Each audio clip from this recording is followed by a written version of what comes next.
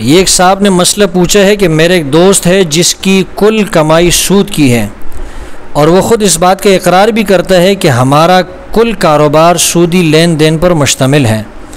وہ چاہتا ہے کہ سود کے لین دین سے نکل جائے، لیکن متبادل کاروبار نہ ہونے کی وجہ سے فی الحال اس کے لیے سودی معاملات کا چھوڑنا مشکل ہو رہا ہے۔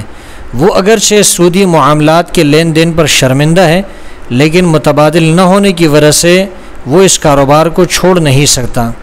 تو کیا ایسے دوست کے ساتھ کھانا پینا ہمارے لیے جائز ہے، جبکہ وہ ہمیں دعوت بھی دیتا ہے، ہمیں گھر پہ بھی بلاتا ہے؟ تو کیا اس کے ساتھ کھانے کے اندر شریک ہونا، اس کا کھانا پینا جائز ہے یا نہیں ہے؟ میرے بھائی دیکھیں، قرآن اور حدیث کے اندر اللہ تعالیٰ نے سود کے لین دین کو گناہ فرمایا ہے، اور قرآن اور حدیث کے اندر اس کی بالکل وضاحت موجود ہے۔ سورہ بقرہ کی آیت نمبر 275 کے اندر ہے، یہ آپ ملاحظہ کیجئے گا۔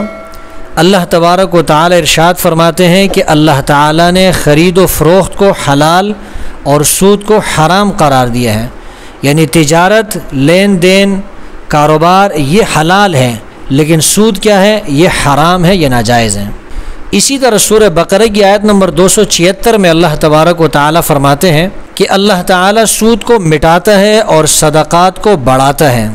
سود کو بظاہر سود کے ذریعے سے آپ کو معلوم ہوگا کہ پیسے میرے پاس زیادہ آ رہے ہیں، لیکن حقیقت میں اللہ تعالیٰ اس کو مٹاتا ہے، اس سے جو ہے برکتیں ختم ہوتی ہے، اور اس کے جو نقصانات ہیں دنیاوی اور اخروی، وہ انسان جو ہے اس کو برداشت پر نہیں کر سکتا۔ اسی طرح سود کے لین دین کرنے والے کے ساتھ اللہ اور اس کے رسول کی طرف سے اعلان جنگ ہے۔ سورہ بقرہ کی آیت نمبر 278 279 اس کے اندر اللہ تبارک و تعالیٰ فرماتے ہیں، اے ایمان والو اللہ تعالیٰ سے ڈرو اور جو سود باقی رہ گیا ہے وہ چھوڑ دو اگر تم سچ مچ ایمان والے ہو، اور اگر ایسا نہیں کرتے تو تم اللہ اور اس کے رسول سے لڑنے کے لیے تیار ہو جاؤ۔ بتائیں کون اللہ اور اس کے رسول سے لڑنے کے لیے تیار ہو سکتا ہے؟ تو سود کا لین دین یہ تو اللہ اور اس کے رسول کے ساتھ اعلان جنگ ہے۔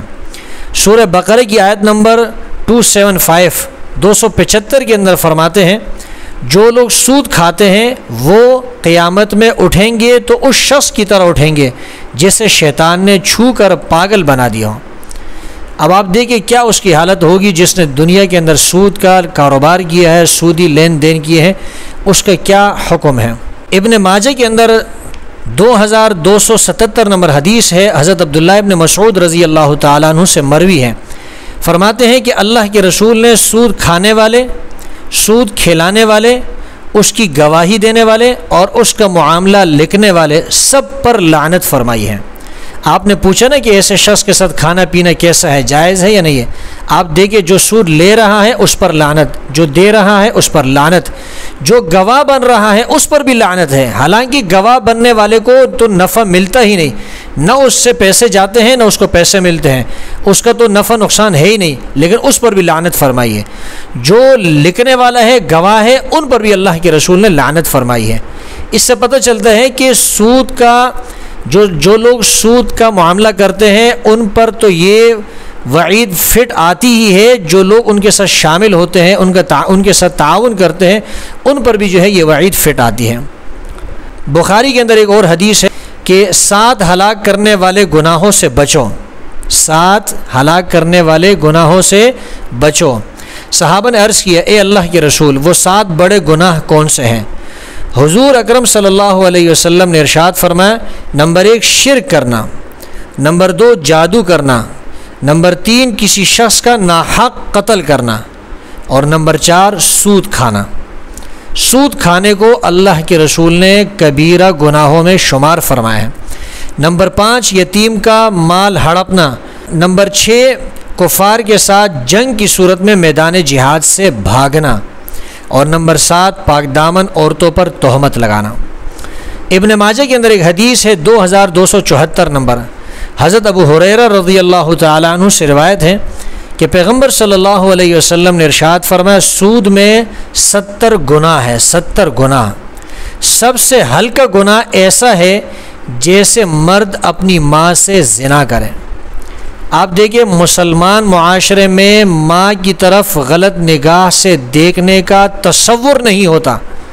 سوچ نہیں سکتا. لیکن جو لوگ سود کے معاملے میں لین دین میں مشغول ہے، مصروف ہے، اللہ کے رسول نے فرمایا کہ اس کا ہلکا سا گناہ اتنا ہے جیسے کہ کوئی آدمی اپنی ماں کے ساتھ زنا کرتا ہے. تو اسی سے آپ سمجھ لیں کہ سودی معاملات پر مشتمل ایک آدمی کی اگر کمائی ہو، اس کے ساتھ کھانا پینا کیسا ہے. اب آپ نے جو مسئلہ پوچھا ہے کہ جو آدمی سود کے کاروبار میں مبتلا ہے اس کے ساتھ کھانا پینا کیسا ہے، اگر آپ کو یقین یا غالب گمان ہے کہ اس کی کل آمدنی، اس کی کل انکم یا اکثر انکم جو ہے، اکثر انکم یا کل انکم یعنی کل آمدنی یا اس کی اکثر آمدنی ایسی ہے کہ جو سود پر مشتمل ہے، حرام پر مشتمل ہے، تو پھر تو اس کے ساتھ کھانا پینا یہ جائز نہیں ہے. اور اگر اس کی قلیل مقدار، بہت تھوڑی مقدار جو ہے وہ سود پر اور حرام آمدنی پر مشتمل ہے، تو پھر کھانے کی گنجائش تو ہے، لیکن پھر بھی بچنا بہتر ہے. جو وعید آپ نے سنی ہے اس کا تقاضا یہی ہے کہ ایسے شخص کے ساتھ کھانا پینا نہ کھایا جائے، تاکہ اس کو احساس بھی ہو کہ میرے ساتھ جو یہ شخص کھانا نہیں کھا رہا، میرا پانی نہیں پی رہا، تو اس کی وجہ یہ ہے کہ میں حرام کام کے اندر مبتلا ہوں، تاکہ وہ اس حرام کام سے بچ جائے.